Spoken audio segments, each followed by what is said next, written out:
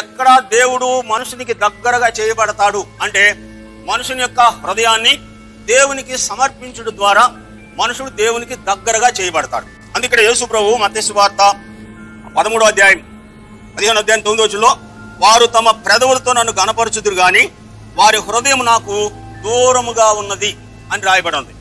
ఇప్పుడు అదే రీతిగా లూకా సువార్త 15వ అధ్యాయంలో ఉన్నటువంటి ఆ యవనస్తుడు తండ్రికి దూరం అయిపోవడానికి అంటే తండ్రిని విడిచి దూరం అయిపోవడానికి కారణం ఏంటంటే ఈ లోక సంబంధమైనటువంటి స్నేహమే తండ్రి నుండి ఆ యవనస్తుని దూరం చేసినట్లుగా చూస్తాం.